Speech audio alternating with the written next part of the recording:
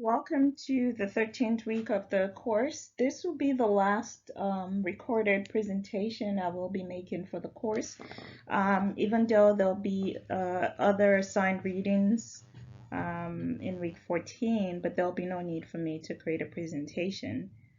Before I go into this week's presentation, I just wanted to do a brief wrap up of what we've covered so far.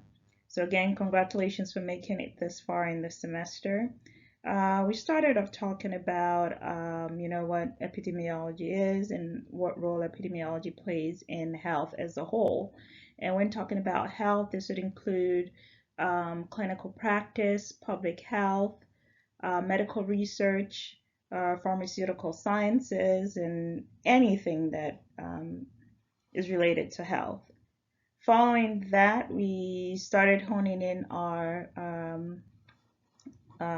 learning on the various measures of frequency, measures of association, various data sources for different areas of health.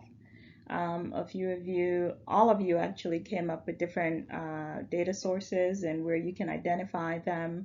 You also talked about the strengths and the limitations of the various data sources. From then, we went to the various epidemiologic study designs that we have in epidemiology that enables us talk about disease trends, to also identify the various determinants, and this is where we start talking about causality. You also learn that there's a difference between something being a causal factor and something being an association or a risk factor. And through this, we identified Hill's canons, and of course, as you probably noticed from your other readings, there are a few others that are out there, but the Hill canons are the ones that are generally accepted in the field of epidemiology. And like you noticed from the course readings and the discussion board, there might be instances where you're actually not able to check off every single one. However, there's some key ones that need to be present for you to be able to at least indicate that it's a causal factor. We also briefly talked about the causal pathways, the direct and indirect causal pathway. We also briefly touched on spurious associations and how this can come about. And some of you were able to also identify this in the various homework assignments, where, the results indicated something else, but when you look at what's been previously reported in the literature and all of the evidence that we have available, it's impossible for that to be the result. So, and in order for you to clearly understand what may result in a spurious association or, um, you know, uh, a false association, then this would be where we'll begin to talk about bias. So this will lead me into this presentation. It's actually going to be very short, but the course textbook, I think that's chapters 10 and 11, covered in a little more detail. I've also made available additional reading materials for you to help you better understand the concept, and hopefully the discussion exercise will also help you advance that. So let's talk about some important concepts and problems in research studies. As you already noticed from the various study designs, there's no perfect study design. Even though we categorize randomized controlled trials or experimental studies as the gold standard, there's still different problems associated with these designs, and you kind of have to look at the pros and the cons and the particular scenario you're dealing with, taking ethics into consideration to decide which observational design is most appropriate. Usually, in instances where there's a lot of ethical concern, you're better off going with an observational design. That's not to say that observational designs are free of ethical problems. They are.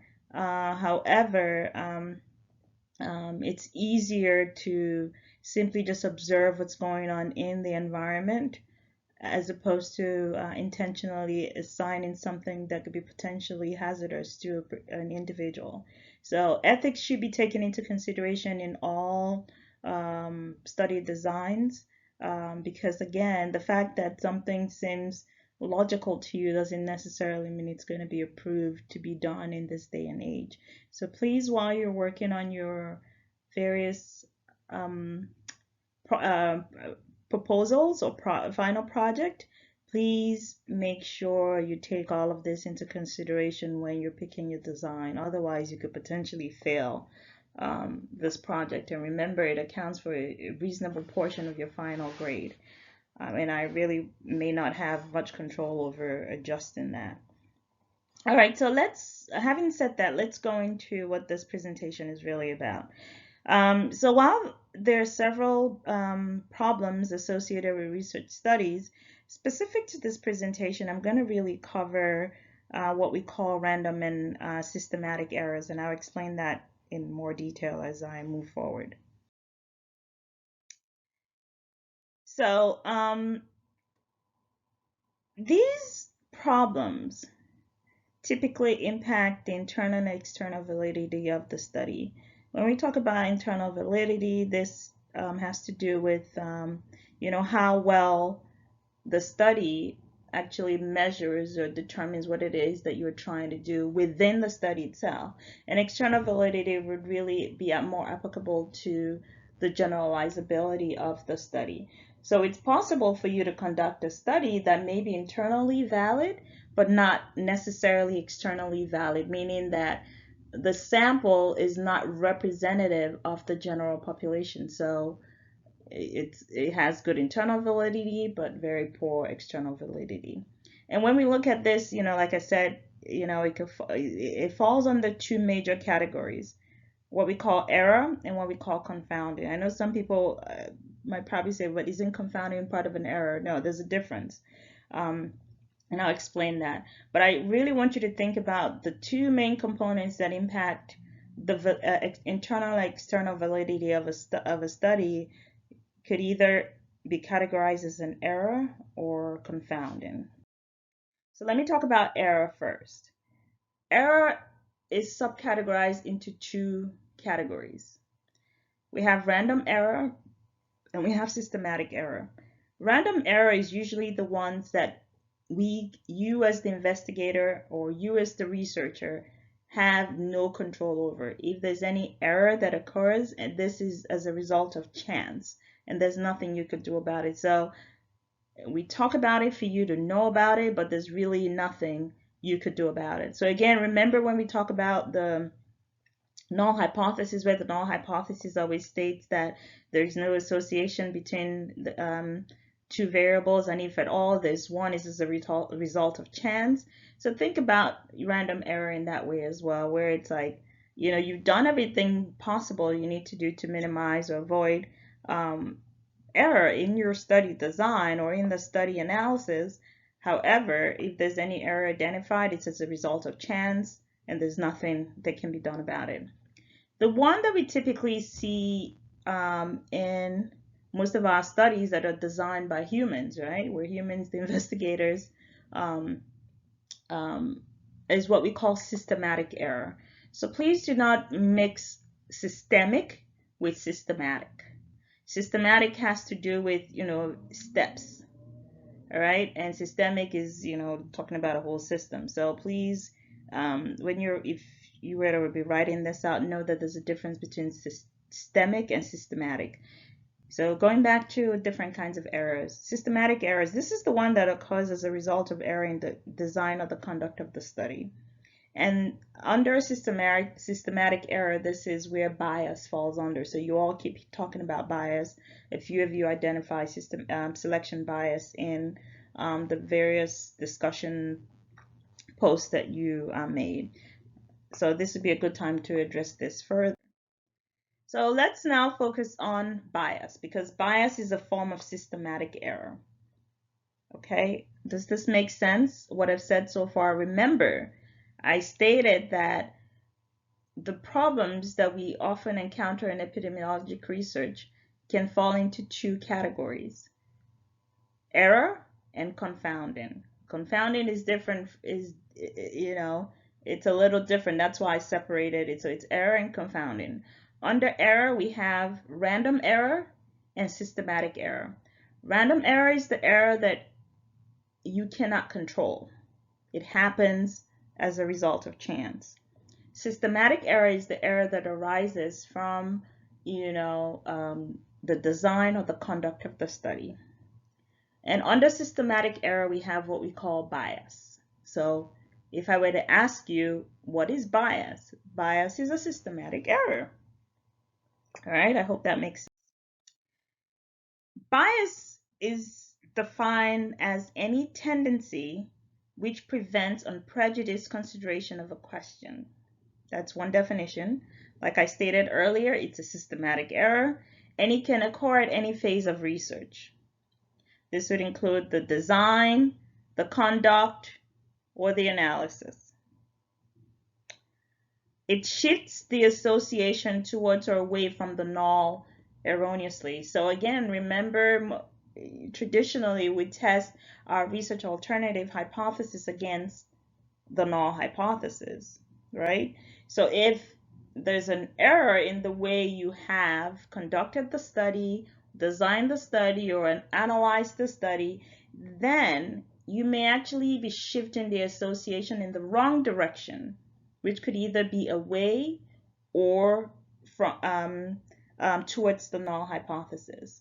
So again, this is why if you look back at last week's discussion, where we identified different statistical tests, you may have designed the study well, conducted the study well, but you analyzed it incorrectly using the wrong test,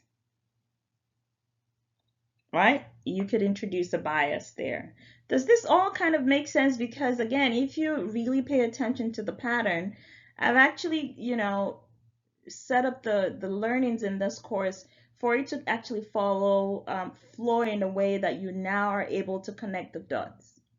All right. So we've been talking about all of these things, on their own. And now as we start getting to the end, you can see how all the loose ends are tying in now, right? And highlighting the reason why you need to be very conscientious and very methodical and thoughtful with the way you design your study. So you want to make sure that your research question is very clear. You need to know what exactly it is that you're looking at. You need to know how you're going to measure it. You need to know what the population of interest is. You need to make sure you select your sample appropriately. This would also include making sure that the sample size is decent enough for you to have adequate power, so that the external validity, which is the generalizability of the study, makes sense. Okay, do you see how they're all connecting? So these things don't exist in a vacuum. All these concepts are connected. All right, so you need to think about this well when you're drafting your proposal. As I stated earlier, bias can happen at any stage in the study. If you pick a wrong study design to answer your research question, you already introduced bias, and you could actually be wasting money, time, resources, whatever, in conducting the study when you actually did not even design it properly. Number two, we have what we call selection bias. Selection bias is usually based on, how you select your study subjects. Again, I don't want to sound repetitive, but again, because there's no active interaction going on between me and you, or you and I kind of have to repeat this so that it makes sense, because I know people learn differently. But again, the way you select your subjects for the sample may or may not introduce selection bias. So think through this when you're designing the study. Another kind of selection bias you might encounter is what we call loss to follow-up. While you may not have thought about this originally as a form of bias or selection bias, it really is. So let's assume at the time you designed the study and you selected your sample subjects, you did it correctly. However, if you were doing a longitudinal study where you had to follow participants for, say, a considerable period of time, and then a few of them were lost to follow-up for, reasons beyond your control. Now, those people that may have been lost kind of skews the distribution of the sample, because it could be that maybe more people of a particular group, or group in the sample. Usually, let's say you have 2 groups or 3 groups, whatever. More people were lost in one particular group. Now it kind of makes the whole sample uneven. So selection bias could be introduced there. But again, it's not your fault necessarily, but this is why we always say you need to try to account for it or look for ways to minimize this bias. The same thing could happen even with a survey that's sent out anonymously, right? Let's say you send out a survey to 1,000 people and you only get a response rate of 20%. There's a potential selection bias there, because the 20% that may respond may not necessarily be representative of the target population you were interested in. It could be, let's say it was sent out electronically, right? It could be that the only people who participated are people who have access to a computer and internet services. Does that make sense? Let's assume you also sent it by mail. It means that you probably were only able to get a response from people who actually did check their mail, or people who actually did have a mailing address that was correct for them to have received the survey and completed it and then returned it. So there are many reasons, there are many ways where loss to follow-up could occur. So let's go to the other form of bias. We have what we call information bias. Information bias has different categories of subtypes. So we have what we call the interviewer bias, which is, where this is the kind of bias that's introduced by the interviewer based on how the information is collected, how the information is interpreted as well. We also have what we call recall bias, and recall bias usually falls on the part of the study subjects which we predominantly see in case control studies. That's not to say we may not see it in a prospective study, especially if you're not following the participants at a regular pace. There's a likelihood that they may have forgotten what happened between that time span that you didn't contact them. But we know this is more prevalent in case control studies. Then we also have the kind of information bias that results from the way the data are abstracted or recorded. So let's say you're collecting data, extracting data from an established database, right? If the data were not properly stored in that database, again, because you're probably collecting this data as a secondary data source. If the data were not correctly entered, or they were collected for other purposes different from the research question you're trying to answer, there's a possibility that you will introduce information bias. Also, too, in terms of the way the data are recorded, maybe you didn't train all of your data collectors the same way, right? And someone collects incorrect data, or just decides based on their own opinion that this is what they're going to enter into the database or into your data collection sheet, which is really not accurate or reflective of what the participant stated, right? That's a way information bias could set in. Another thing is also with measurement or misclassification bias, where an example of this would be, let's say, where you misclassify subjects into the wrong groups. right? Based on a particular exposure or maybe based on a particular disease. But we typically run into this when we get into exposures sometimes. So that's one way that could happen. And then we have what we call publication bias, which is kind of fairly new, but it does exist. And we typically run into this when we're dealing with more experimental study designs. So this would be instances where only if the study results actually leans towards what the investigator wants to see, leans towards the alternative or research hypothesis that the investigator wants to see, or let's say the investigator is interested in the results leaning more towards the null hypothesis, and if this is not the case, he or she chooses not to present it for publication in a peer-reviewed journal, or let's say it was submitted to a journal, but the journal is biased towards what should be published and not published. Sometimes we run into this when it comes to pharmaceutical trials as well. If the results do not favor what the pharmaceutical company was hoping to see, sometimes they may refrain from publishing this. So, in as much as it may not be talked about pretty often, this is very prevalent. It happens a lot. So you need to also consider this as a form of bias. So again, to summarize under bias, bias is a form of systematic error, right, which is a major problem we run into in epidemiologic studies. Under bias, you can look at it as um,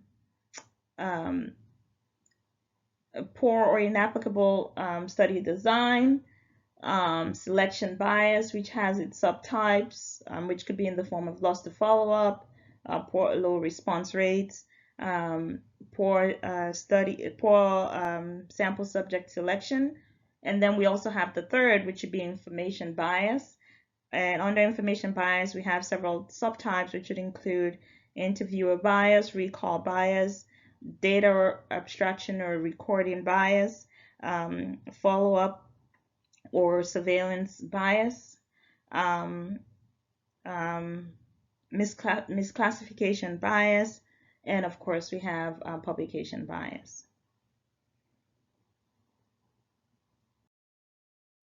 Okay, so once you have a good understanding of that, now we're going to go into what we call confounding. A few of you have used this term very frequently on the discussion board, and I want to believe you have a good understanding of what it is. Confounding is usually a major problem in observational studies as opposed to randomized or other experimental study designs. Because again, in observational studies, there's really not much control on the part of the investigator or the researcher. Um, so you would ask, what is confounding? Confounding usually arises when some extraneous factor may be responsible for at least some of the association under investigation. In order for something to be considered a confounder, there are three criteria that must be met. One is that it must be associated with the potential cause, right, which is the exposure. It must be a risk factor for the outcome, and it must not be in the causal pathway. I hope this makes sense, and I'll use some examples to explain what this means. So think of a confounder as, what word can I use? As a factor, right, that can cause something, but is really not necessary to be there. Again, there's kind of a mix. It might sound like an indirect pathway. No, that's not the case. I'll show you with arrows, because usually for something to be a confounder, it has to be linked to both the causal factor, which would be the exposure factor, and the outcome, right? So let me show you an example. So if you look on the slide, you see what the causal pathway looks like, right? Where you have the risk factor and the outcome. The confounder, on the other hand, you see the direction of the arrows there? there's a relationship between the risk factor and the confounder. So they go in both directions. Something is linking them. They're associated. And even the same confounder is also known to be a causal factor or a risk factor or predictor for the particular outcome of interest. So again, this is very different from the form of causation where it's not a necessary it's not a necessary factor to be present for it to cause something. I hope it's making sense. Not seeing your facial expressions kind of makes it hard for me to know if you're getting it. But I have a few examples here, and if you don't make sense of this, just make a note for me on the discussion board, and I'll try to elaborate on it. Okay, so again, this is a sample of what the causal pathway looks like. Again, remember there could be direct and indirect. If the factor is along the causal pathway, which should be like an indirect causal pathway, then it is not considered a confounder. However, if it looks like this in this example, where we know that diabetes, right, is linked to coronary heart disease, and let's say this is the association that you're testing. But we also know that hypertension could lead to coronary heart disease. And we also know that there's a link between diabetes and hypertension, which is the same thing as high blood pressure. So let's say you have a group of individuals that you're studying, right? And you only just check to know if they have diabetes, and then you want to follow them over time to know if they have CHD. But then you come to find out that amongst those people who have diabetes, they also have high blood pressure or hypertension, but you never address that in the beginning. It's going to be very difficult for you to prove, right, at the end of the day that their CHD was as a result of the diabetes and not hypertension. Do you now see how hypertension could potentially serve as a confounder here? Because now there are multiple variables that can explain why you have the outcome you have. So in order for you to actually definitively state that there's a causal association between the exposure and the outcome, you have to address the confounding variables. Here's another example. We're looking at the history of tissue injury and osteoarthritis, right?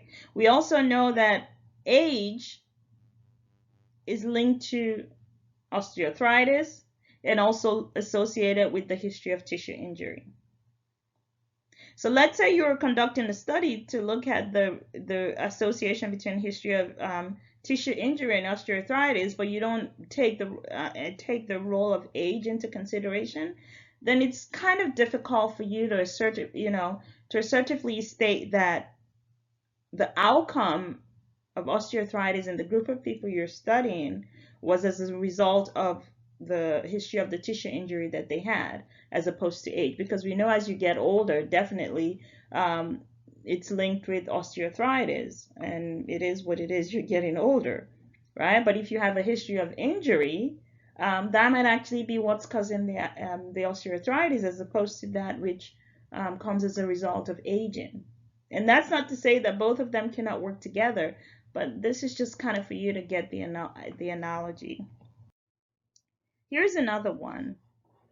We know that high BMI, right, is associated with progression of osteoarthritis. Meaning the higher your BMI is, the quicker you're to progress to having osteoarthritis. But we also know that age is associated with high BMI. As you get older, your metabolism tends to go down, right? Which is why, we encourage people to be more active. So if you were doing a study where you don't adjust for the role of age, when you're looking at the role of high BMI and the progression of osteoarthritis, then it's going to be difficult for you to definitively state that in this group of people or the sample that high BMI was what led to the progression of the osteoarthritis as opposed to age. I hope these examples are helping. Here's another one.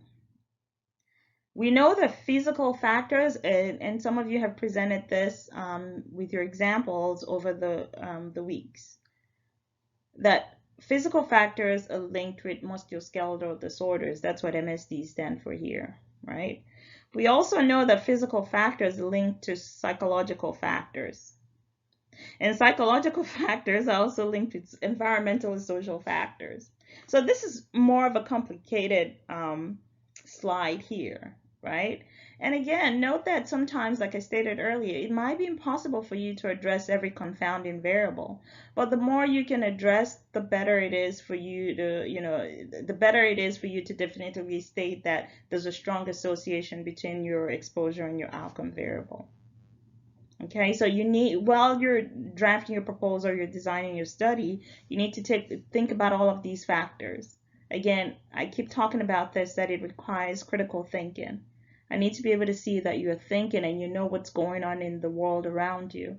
So this is the role of the final project is not really just to test your textbook knowledge. It's also to test your knowledge of what's actively going on in your surroundings, in the environment. And this is both within the United States and globally. How well versed, how much do you know? And you kind of have to do a little research on this, right? While you're drafting a rationale for why the proposal is needed. Here's another one. See, I'm using as many examples as possible so that, it can actually fit into your own understanding, because I know you guys are all coming from different backgrounds academically and fields. So one may apply more to you than the other, but bear with me if I kind of missed your area, but I'm just trying to be as general as possible.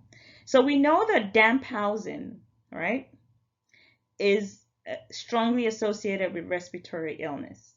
Respiratory illness could include asthma and a whole bunch of other things.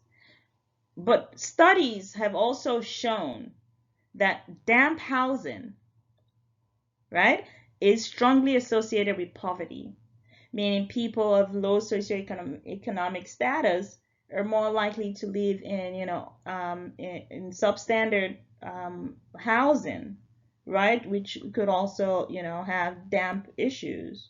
So this is where we start talking about dew and not what do you call it, mold and stuff like that, right? So if you were to simply just be doing a study looking at the association between damp housing and respiratory illness, and you're not addressing the role of poverty, and poverty is pretty big because there are a lot of influences from social, cultural, or socio-environmental problems associated with that.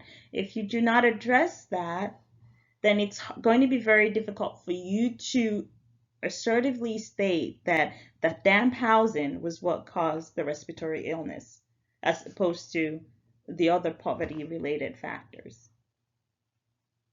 Okay, so that's another example of confounding. So now that you kind of have a good understanding of confounding, the question you might ask is, how do we address this? And some of you have already worked on this over time. There are two stages where confounding can be addressed. One is at the study design phase, which would be at baseline, and at the analysis phase. So again, if you notice from the discussion exercise from last week, where we were kind of arguing back and forth as to which statistical test was most appropriate, I also uploaded an article for you guys to kind of review. And most times, for those confounding factors that you were unable to address at the design stage, you may be able to do so at the analysis stage. Because sometimes there might be some unknown confounders that you weren't even aware of before you started the study. So if you collect your data meticulously, then you may be able to address this. At the design stage or phase, one of the ways we can do this is through randomization. Again, this is why we say experimental studies, particularly those that involve randomization, serve as the gold standard as long as the randomization is done correctly. Another way to do it is through restriction, and this would be based on having a very reasonable and strict inclusion and exclusion criteria. You want to make sure that these criteria address potential confounding factors and also enable your sample to be as representative as possible to the general population so that you can have not only internal validity but also external validity. Number three, or the third way to do this at the design stage would be through matching, right? Because again, it's not possible for us to employ randomization in every instance, especially if you're, dealing with a study that probably has a lot of ethical implications. Again, remember that's why we said most of the epidemiologic studies that we do are mostly observational in nature.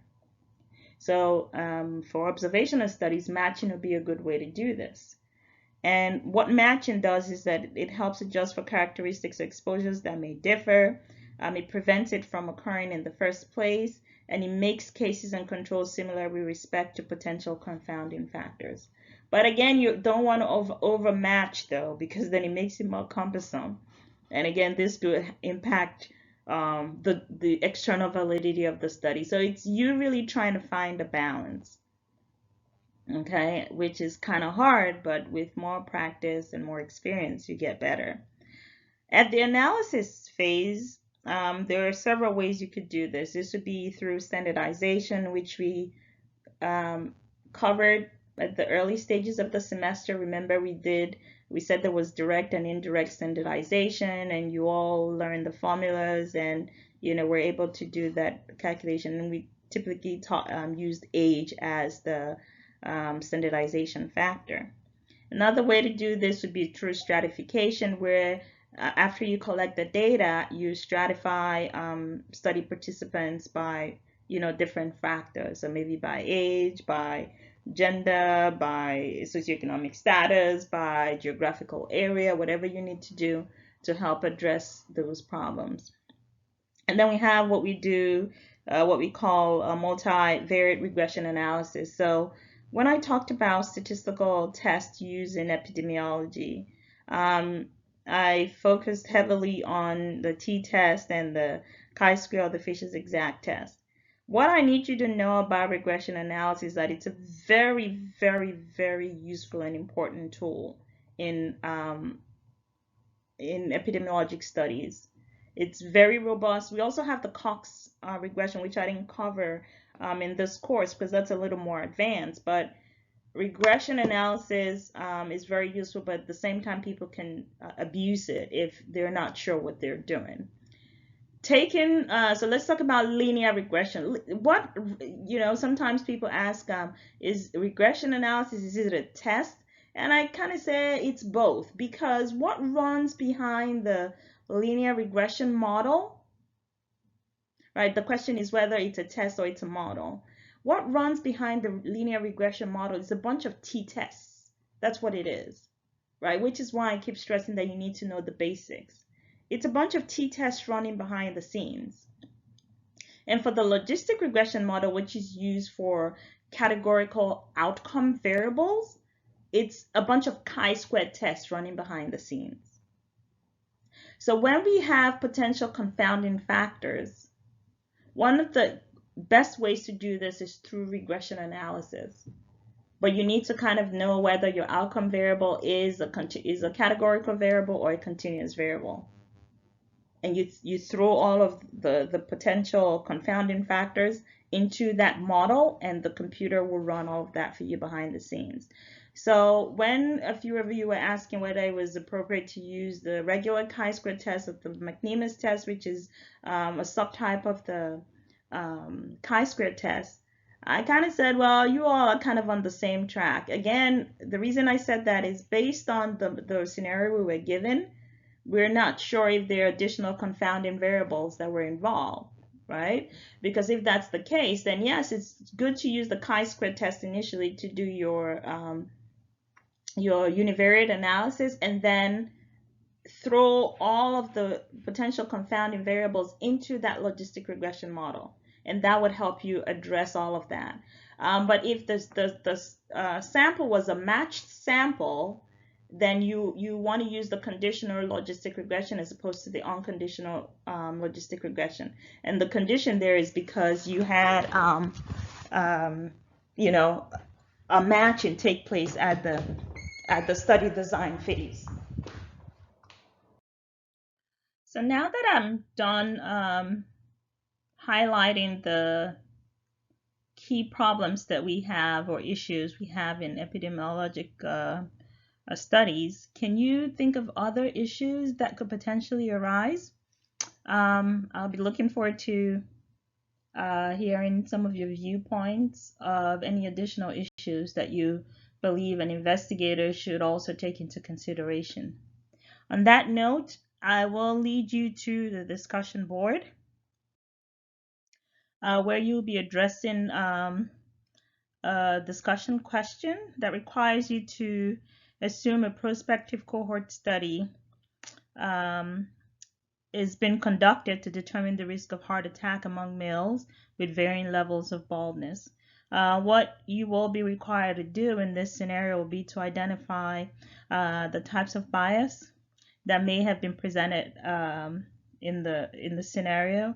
Again, there could be several, so feel free to identify them and elaborate on what exactly those biases are and why you feel it's a bias.